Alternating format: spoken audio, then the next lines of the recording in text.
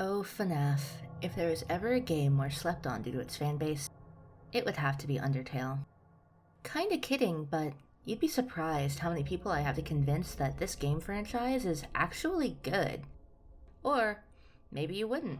Maybe you don't even like FNAF. I completely get that. If you frequent most places around the internet, you've probably seen really weird stuff involving the franchise that, had I seen it first, probably would have put me off of it too. But it's like I mentioned before, I was 12 or 13 when the first game came out, and I loved every bit of it, and I was not alone. Why did the game work so well? FNAF 1 was met with an insane amount of popularity when it was released. It seemed anywhere you looked online, people were talking about it or playing it. But what made it so revolutionary, in my opinion, was the story, though the designs and gameplay shouldn't be undervalued. Freddy Fazbear's Pizza is pretty much just a haunted Chuck E. Cheese, but the designs of the animatronics were really unsettling. Not too crazy dark, but uncanny. I know I was already afraid of mascots like that after a bad experience at Chuck E. Cheese, so this game really capitalized on that fear. These guys were genuinely scary to look at, but what really made a difference was the story. It seemed like there wasn't much of one, but little by little people began to piece together that there was more going on than we knew of. Scott plays the story beats really well in that they are not outwardly there, they're kinda Easter eggs that have a small chance of popping up. This was crazy for the time. I know a lot of games do this now, but there weren't as many then, and I think we can definitely thank the franchise for popularizing it. Not only did the game have a story, it was a particularly dark one. I mean, call child death and murder what you will, but as a child at the time, I was morbidly fascinated. This game isn't the darkest, most depressing thing ever made, but parents still questioned if their kids should see it, and I think that says something. Take these components and then add that it was a super popular game for YouTube Let's Plays during arguably the peak of YouTube Let's Plays. This game was destined for greatness. FNAF 1 was one of the most popular games when it came out, and whether that was due to luck or not, I think the game deserved it. Though you could obviously say I'm a little bit biased. Then the second game came out, and oh man, did this one blow minds. Also, get used to the concept of every game being better than the last. My man Scott just can't stop winning. FNAF 2 was teased by Scott through photos on his website, and the hype couldn't have been higher. The community had gotten used to theorizing and were using their skills to analyze everything they could about this game.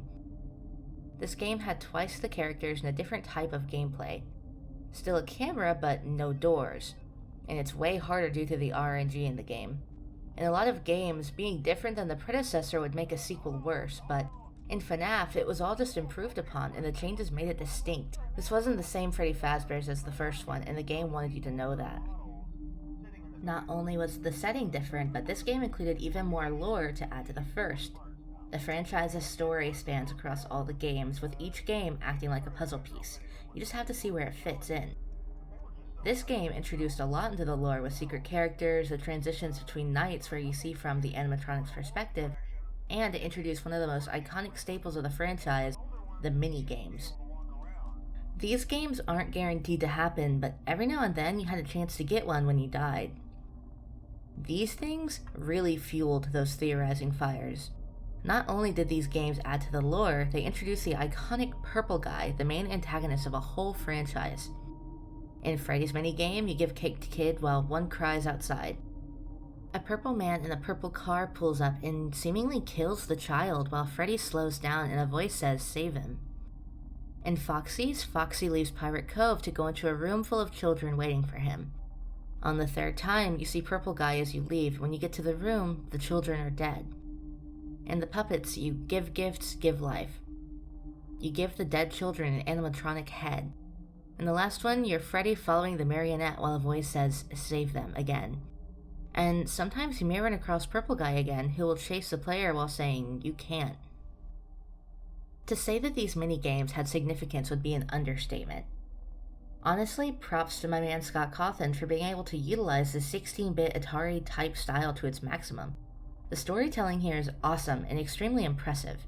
His dedication to the story he wanted to tell was obvious and would only grow. I think this game was a perfect follow-up to the first. It took everything about the first one that people liked and improved upon it. I also think that having these lore bits would continue to be the most important and impressive thing about the game. The game may be over, but people are still talking about it. There's unanswered questions, there's gaps in the story. How, when, why did this take place?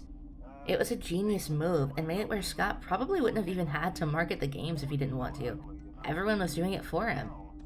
Though that didn't stop him from releasing teasers for when the third game was due. Scott had made an image for FNAF 3 of a new animatronic with the text, "I am still here." Little did the audience know that, yeah, he probably always will be. This character was Springtrap, William Afton, aka Purple Guy. He's in a bodysuit and he is still the main antagonist of the whole franchise. People didn't know that then, though. This image was inspected every which way to find secrets. Another win for Scott is that I think he does promo images better than most. He always hid stuff in the shadows. You could lighten the image and find new information. Maybe the file name had meaning. You just never knew. The image itself was enough for hype, but then you got to see what else there could be. People were theorizing about the game's story before it even came out. The hype for the franchise seemingly never died down. The gameplay changed this time too. The setting was a horror attraction called Fazbear Frights, and instead of the main cast of characters, you only really had one guy to worry about, Springtrap. They were there, but as phantom animatronics that couldn't do much besides scare you. This game almost seemed more interested in secrets and lore than having insane gameplay, and I respect that. I know I just said in FNAF 2 that the games just keep getting better, but I feel this is the one time that the new release was not better than its predecessor. FNAF 3 is great, but I just don't think it compares to the first two. Something is just off to me. I've never been too interested in playing this one personally, though I've played the others. FNAF 3 being kinda meh wasn't an uncommon statement though. I really like what this game was trying to do with the horror attraction setting and really basing the gameplay around this one guy that kicked everything off, but I'd rather just watch it personally. I say that, but I am not undermining the lore that this game introduced. And if you were curious about that purple guy, we are about to get well acquainted with him. The mini-games this time around involve you playing as different animatronics walking around a pizzeria that resembles the location we saw in FNAF 1. A dark, shadow animatronic leads you to a back room, but you can't enter. Then the purple guy comes out and dismantles you.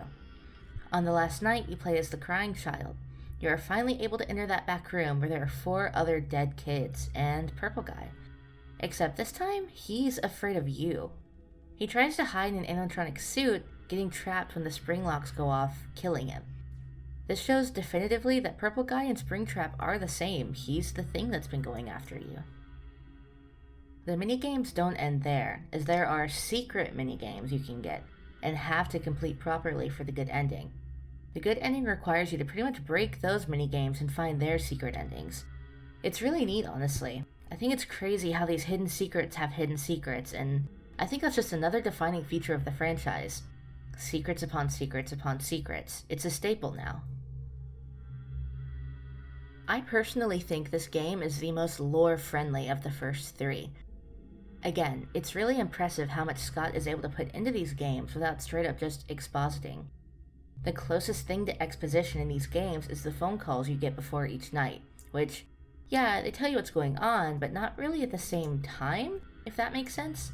Obviously they tell you enough, but there's all kinds of hidden things in those calls themselves.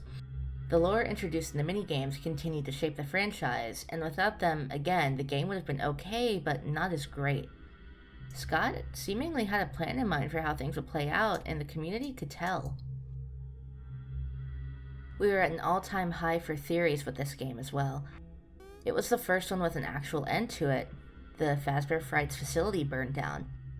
Many people believed this was the thrilling end to the series, too. Of course, it wasn't, though. Far from it.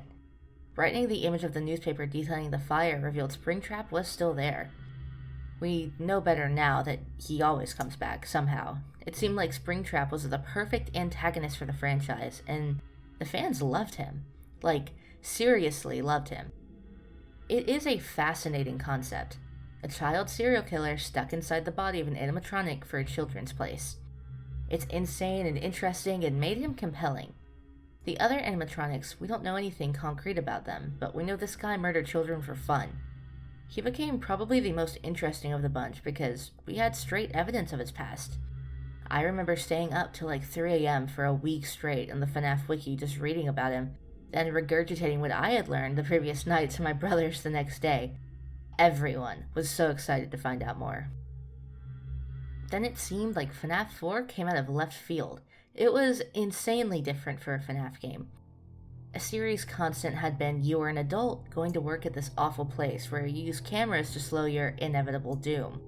So I'm guessing Scott said, what's scarier than being an adult? A child. No. Yeah, this game had you play as a kid. You're just in your room having to fend off these nightmare animatronics from every corner, 2 halls, your closet, even behind you on your bed. It's really terrifying. I think this was the scariest game up until now. The previous ones were obviously scary enough, but the cycle of repetition through the nights made it less so you kinda just got used to it. It was the lore that really made it scary. But in this game, I don't know, it may have just been me, but it was consistently scary. Something about the shift from adult to child, no cameras really changed the game for me. I think it was that you had to listen really close to see if the animatronics were at your door. I really don't like scary sounds, and this was perfect for that. Not to mention that the animatronics this time around were designed specifically to be even scarier. I mean, they are nightmare animatronics after all, so I don't know what I was expecting. When Scott released a teaser for these guys, I remember being super unsettled by them, and I know everyone else was shocked as well. Some people really did think that the franchise had ended after the last game, but that wasn't the case. Scott was not done scaring us yet. Before each night, you played a minigame as another sad kid, with a countdown for how many days until a party. This kid was terrified of the animatronics at Freddy's, and is shown to have had a hard home life with a brother who takes advantage of his fear, and constantly scares him with a foxy mask. On the 5th night, you learn that this party is for the crying child. That's also when his older brother and his friends playfully put his head inside the mouth of the Freddy animatronic, who bites down. It's a shocking thing to see and is truly terrible. You just feel so bad for this kid. In night 6, he's in this black void with his plushies and his Fredbear friend he's had this whole game talking to them. Then you hear a flatline. It's a lot. But with great trauma comes great theorizing, I guess. We had never really seen the child death on screen before, and it was shocking. One of the greatest sources of theorizing was the child's bed. Sometimes during the nights, you could turn and see that there were these weird things by his bed, like an IV drip or flowers and medication. Was this kid in the hospital the whole time, and we just saw what happened to put him there? It was crazy the amount of theories with this one. With the other games, there was reasons to speculate, but FNAF 4 really changed the game. Questions after questions and theories after theories. The whole franchise was like a giant snowball, building momentum with each game released and each theory crafted. That momentum came to a momentary halt, though, with the next release, in FNAF World. Okay, I'll say it. I like FNAF World. Silly and weird as it may be, I think it's a wacky, fun little game. My opinion aside, people were largely not happy. The game was really bizarre in terms of the others. It was an RPG where you pick your party of animatronics and adventure through animatronica. Definitely different. It also came out buggy and different than the teasers would have led you to believe, but Scott fixed this. He refunded people, fixed the game, and released it for free. Scott has always had a habit of releasing games early, but this time around, with the negative press, I think he learned something. The game itself is pretty funny. Scott has a particular sense of humor, and it's pretty entertaining. This joke game actually had a lot of hidden lore stuff inside of it, though. When the game was announced, people didn't really have much to say about it. There wasn't a lot of theorizing or anything, which, as we know now, is bad for the franchise. People saw this wasn't just a joke when it released, though. Many people brushed it off. It didn't seem that important lore-wise. Even Markiplier said he didn't really want to play it, and I understand him. It was a total departure for the franchise, and continues to be the odd man out among fans, but that didn't stop Scott from absolutely jam-packing this game with secrets. From the very beginning of the game, you could accidentally discover a secret subplot by just waiting during your talk with Fredbear. Lingering in conversation with him revealed a distorted, glitched Freddy and counter mission. It was super interesting and made the game completely different. Still, not everyone was on the FNAF World train, and mainly just waited for the next game. I'd say this was the only miss in the franchise, but even then I say that extremely loosely. But in most lists of the franchise, they skip over it entirely, so let's do the same. The next game is FNAF's sister location. Sorry to be so repetitive, but this game changed everything and really brought the hype back to the franchise. After FNAF World, people were waiting for a mainline game, and Scott delivered the most groundbreaking one yet. Sister Location's gameplay was super different and some of the most compelling. The nightly game loop was gone, and it was replaced with a different nightly duty, like repairing different animatronics. It's designed to be a linear horror experience. This change was perfect and distinguished that this game was different than the others. To help that, the animatronics were almost entirely new too. The Funtime animatronics included Funtime Freddy and Bonbon and Funtime Foxy, but then there were two completely new ones nobody knew anything about. Ballora and Baby, with Baby being the titular one at Circus Baby's Pizza. I think one aspect that this game really excels in is its humor. I mentioned briefly that Scott's pretty funny, but he puts more personality in this game than some of the others. This is where many community staples such as Exotic Butters come from. This move to include more humor seems to be mostly loved, though some people say it makes the game less scary. Opinions are opinions, of course. But I don't think it subtracts anything. I think it just adds to the charm of the franchise. And we'll see humor more often from now on, and it very rarely misses if it ever does. When Baby was introduced, fans weren't sure what to make of her. She and the other animatronics in this game have voice acting. Hey, boy, go get him! It seems you couldn't make it to my show, so I brought the show to you. Why do you hide inside these walls? Looks like something bad happened. She seems to be trying to be helpful through most of the game. This obviously isn't the usual thing you'd expect from the franchise. They've never really been nice. Making her a surprise villain was awesome. I mean, no one was really surprised, but it showed that these robots aren't just robots, and they have their own agendas.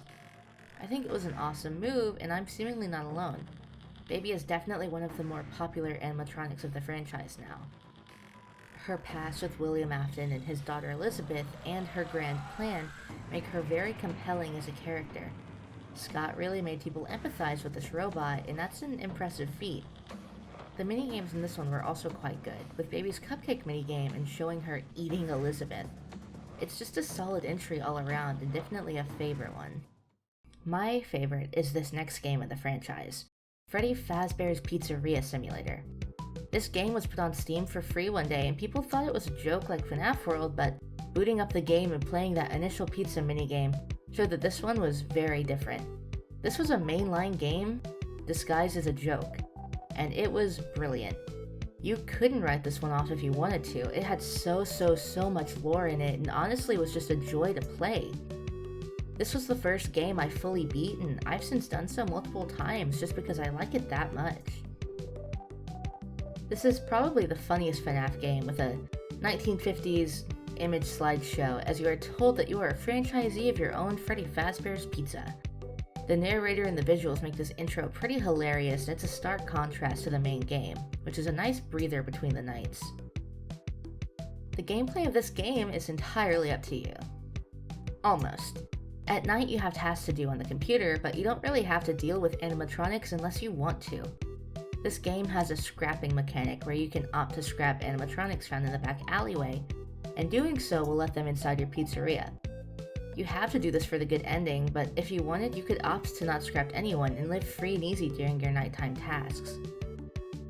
During the daytime, you are building up and decorating your restaurant. It's a neat little twisted restaurant tycoon, and it's super fun. You can play mini games with Helpy, the white and pink little bear, and they are pretty entertaining. The first time I played the ball pit minigame, I missed, and it made me laugh so hard that I just kept missing. It was a blast. And then you can contrast that with some of the other minigames, like Fruity May's Midnight Motorist, where things initially seem fine, But their secrets, and they're really interesting. Really caught me off guard to play Freddy Maze and see the dead dog, not to mention Candy Cadet with his seemingly impossible, dark stories. The hidden secrets in this game are awesome. I always found it interesting that if I chose to not scrap an animatronic, the voiceover says, remember, you want to get them all in the same place. I didn't know what that meant until I saw the good ending. To get this, you need to scrap every animatronic, then at the end of the week, you'll hear this super badass monologue from a man named Henry, basically telling Springtrap, aka William, to burn in hell while he sets the place on fire with everyone inside. Connection terminated. I'm sorry to interrupt you, Elizabeth, if you still even remember that name. But I'm afraid you've been misinformed. You are not here to receive a gift, nor have you been called here by the individual you assume, although you have indeed been called. You have all been called here, into a labyrinth of sounds and smells, misdirection, and misfortune. A labyrinth with no exit, a maze with no prize. You don't even realize that you are trapped. Your lust for blood has driven you in endless circles, chasing the cries of children in some unseen chamber, always seeming so near, yet somehow out of reach. But you will never find them. None of you will. This is where your story ends. And to you, my brave volunteer, who somehow found this job listing not intended for you. Although there was a way out planned for you, I have a feeling that's not what you want. I have a feeling that you are right where you want to be. I am remaining as well. I am nearby. This place will not be remembered, and the memory of everything that started this can finally begin to fade away, as the agony of every tragedy should. And to you monsters trapped in the corridors, be still, and give up your spirits. They don't belong to you. For most of you, I believe there is peace, and perhaps more, waiting for you after the smoke clears. Although for one of you, the darkest pit of hell has opened to swallow you whole. So don't keep the devil waiting, old friend. This is so cool, and I can't explain enough why I love the speech Henry gives. Sometimes I listen to it just for fun, it's that good. And this game was a surprise banger for the fans. Of course it would be with all the lore. A key point with Scott is he may keep secrets that we want to know, but he also gives us just enough. The snowball keeps rolling with the series. And of course, another fire ending, more theories that this is the end of the franchise. And it totally could have been. I think most people would have been a-okay with that, if that's what Scott wanted. But hey, he always comes back. And our boy William Afton will keep coming back, alright. He'll come back again and again and again in this next game. Ultimate Custom Night is just William's hell, and it's really cool that that's the case. The fans really do feel for these characters, and with good reason. As the series has continued and you've learned that these animatronics are inhabited by the souls of the dead children, you really feel for them. It's very satisfying to know that during the Ultimate Custom Night, William is being haunted by them all. Initially, I didn't expect Ultimate Custom Night to be that great. I just thought it would be for the FNAF daredevils, you know? People who really want to test their skill. But of course, Scott loaded it with more lore and humor and secrets, and that's really what I'm all about, so it's a win in my book. Another win for this game is that it's free. Anyone could download it and try it out. That contrasts with this next entry, the most expensive in the franchise, but with extremely, extremely good reason. FNAF got their first AAA title. FNAF Help Wanted is a VR game that was released for the PS4, and oh man, it's so cool. The game translates really well to VR actually, and with the new game modes, it did super well.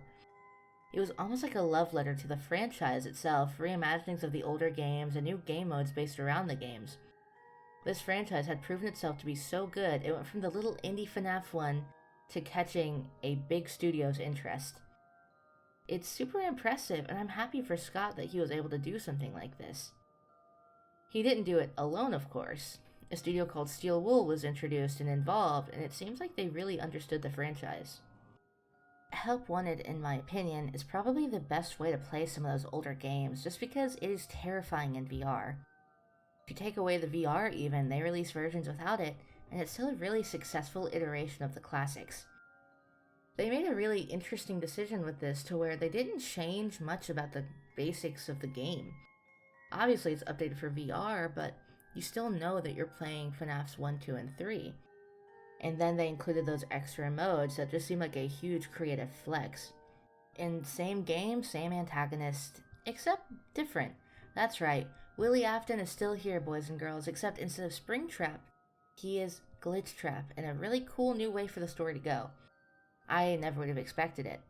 It's a pretty big plot twist to have his consciousness stuck virtually, and it sets up this newest antagonist, Vanny, who we don't really know much about yet, but as usual, theories are running wild.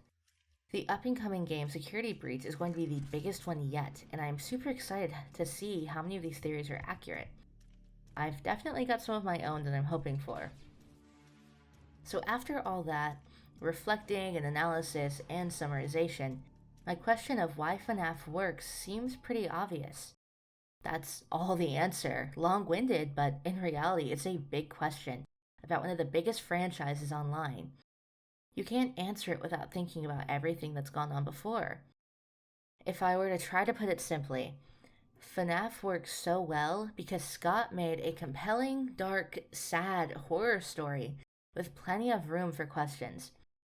He doesn't give all the answers or rely on exposition. He lets us put the pieces together, and that theorizing is what the fanbase is built on.